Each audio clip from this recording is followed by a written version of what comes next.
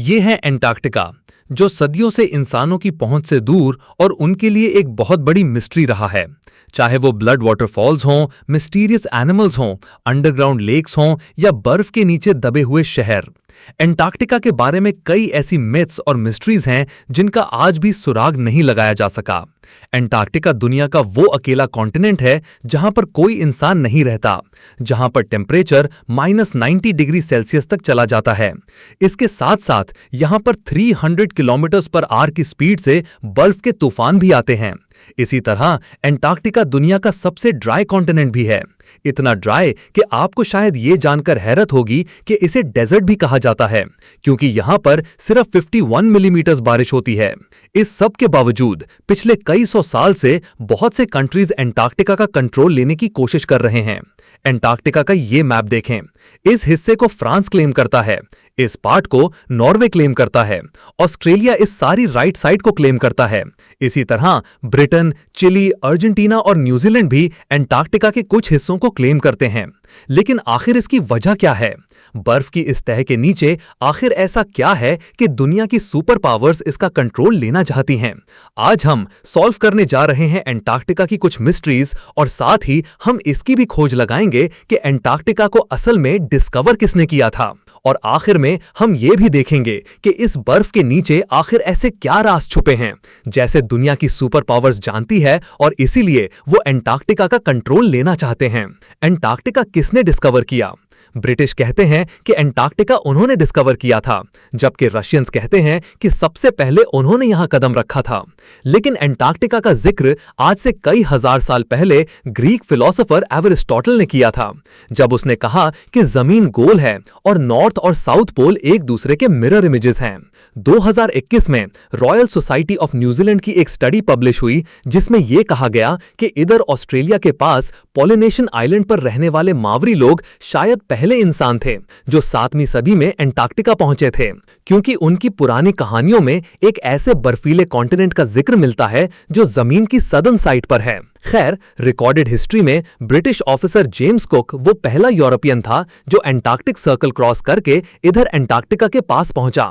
लेकिन वो अभी एंटार्क्टिका से 130 किलोमीटर दूर ही था कि उसने अपनी शिप वापस मोड़ ली, क्योंकि उसे एंटार्क्टिका तो नजर नहीं आया, मगर पानी में तैरते हुए आइसबर्ग जरूर नजर आए, और समंदर के तेवर ऐसे थे कि शिप को आगे लेकर जाना बहुत खतरनाक था।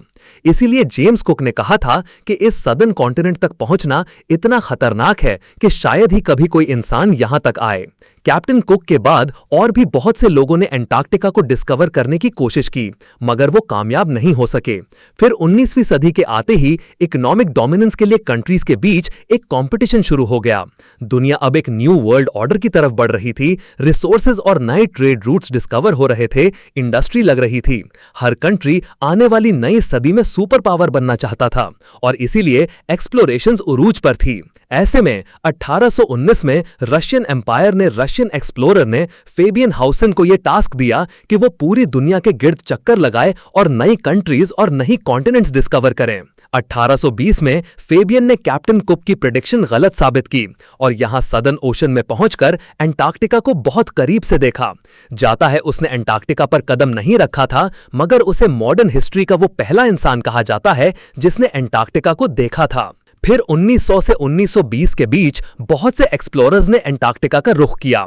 ब्रिटिश एक्सप्लोरर रॉबर्ट विल्कम स्कॉट 1911 में अपनी टीम के साथ एंटार्क्टिका पर उतरा और तकरीबन 400 माइल्स तक आगे गया, मगर फिर खराब मौसम और भूख की वजह से उसे वापस पलटना पड़ा।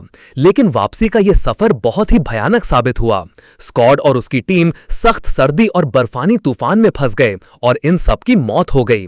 फिर वर्ल्ड वॉर 1 के बाद बहुत से कंट्रीज ने यहां अपनी टीम्स भेजी और इस कॉन्टिनेंट को क्लेम करने की कोशिश की।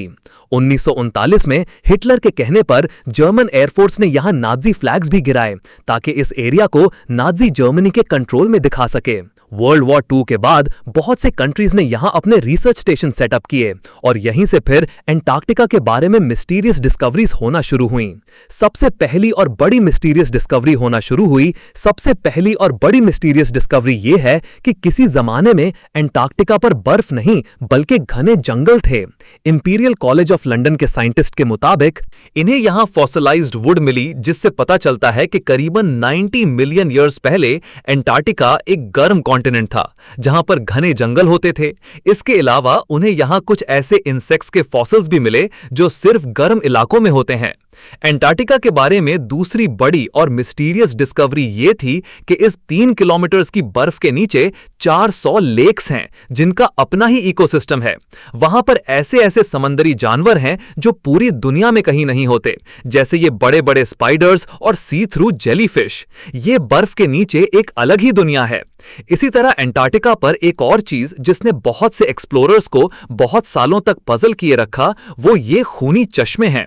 मकमर्डो की वैली में ये वाटरफॉल ऐसा है जैसे बर्फ से खून निकल रहा हो। मगर हाल ही में साइंटिस्ट ने यह डिस्कवरी की है कि इस वाटरफॉल का सुर्ख रंग इसलिए है क्योंकि इस चश्मे को एक बहुत ही सॉल्टी लेक से पानी आता था जिस पर अब कई 100 फुट बर्फ पड़ चुकी है और वो लेक एटमॉस्फेयर से बिल्कुल कट ऑफ है। इस पानी में बहुत ज्यादा आयरन है और इसीलिए जब ये पानी चश्मे में आता है तो ऑक्सीजन और धूप की वजह से पानी में मौजूद आयरन ऑक्सीडाइज होता है और इसका बिल्कुल जंग जैसा कलर हो जाना है।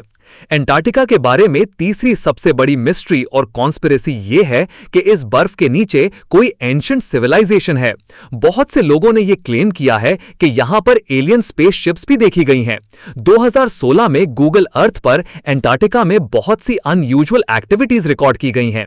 कॉन्स्पिरेसी थ्योरिस्ट जहां उन्हें एलियन यूएफओस कहते रहे, वहीं बहुत से पॉलिटिकल एक्सपर्ट्स के नजदीक ये अमेरिका और दूसरे कंट्रीज के सीक्रेट एयर ऑपरेशंस हैं जो वो एंटार्क्टिका में कर रहे हैं।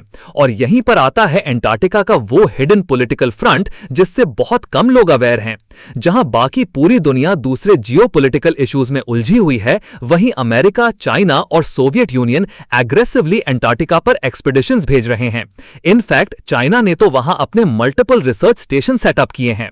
1959 की एंटार्क्टिक ट्रीटी के मुताबिक कोई भी कंट्री एंटार्क्टिका में साइंटिफिक इन्वेस्टिगेशंस कर सकता है, बस उसे इन स्टडीज का रिजल्ट सब कंट्रीज के साथ शेयर करना होंगे। 1992 में यूएस जियोलॉजिकल डिपार्टमेंट के सर्वे में यह डिस्कवरी सामने आई कि एंटार्क्टिका में 500 बिलियन बैरल्स के नेचुरल गैस और ऑयल के रिजर्व्स हैं। लेकिन चाइना और ये दूसरे कंट्रीज इस ऑयल और गैस के लिए एंटार्क्टिका में इंटरेस्टेड नहीं है, बल्कि हाल ही में एंटार्क्टिका में बहुत ही बड़े क्वांटिटी में नियोडिमियम, फ्रेजियम और डैमडिमियम, टर्बियम और डिस्प्रोजियम जैसे रेयर अर्थ मिनरल्स के रिजर्व डिस्कवर हुए हैं। ये वो मिनरल्स हैं जो सारी इलेक्ट्रॉनिक डिवाइसेस में यूज होते हैं और क्योंकि दुनिया का फोकस अब ऑयल और गैस से हटकर इलेक्ट्रॉनिक डिवाइसेस को पावर करने वाले एनर्जी रिसोर्सेज की तरफ जा रहा है, तो इन मिनरल्स की डिमांड ऑयल और गैस से भी ज्यादा है। इलेक्ट्रिक कार्स और आयन बैटरीज ही अब फ्यूचर हैं और फ्यूचर को कंट्रोल करने की ये रेस ही इन सुपर पावर्स को एंटार्क्टिका की बर्फ और तूफानों में ले आई है। एंटार्क्टिका की लास्ट मिस्टीरियस डिस्कवरी ये सदर्न ओशंस हैं। दुनिया के खतरनाक तरीन समंदरों में सदर्न ओशन का नाम आता है। हमारी दुनिया का क्लाइमेट और वाटर सप्लाई ये सदर्न ओशन ही कंट्रोल करता है, क्योंकि ये अटलांटिक और पैसिफिक ओशन के साथ भी मिलता है। साइंटिस्ट के मुताबिक दुनिया का 15% carbon emission southern ocean absorb करता है और ग्लोबल वार्मिंग के साथ साथ इस ओशन की इंपॉर्टेंस बढ़ती जा रही है, क्योंकि यहां पर जमी हुई बर्फ पिघल रही है और बर्फ के पिघलने से बहुत से खजाने अब बाहर आ रहे हैं। जिन समंदरों में कभी इंसान जाने का सोच भी नहीं सकते थे, बहुत जल्द वो इंपॉर्टेंट ट्रेड रूट्स बनने वाले हैं। एंटार्क्टिका पर अब भी बहुत सी स्टडीज चल रही हैं और हु नोज कि आने वाले टाइम में और क्या मिस्टीरियस चीजें एंटार्क्टिका के बारे में डिस्कवर होंगी।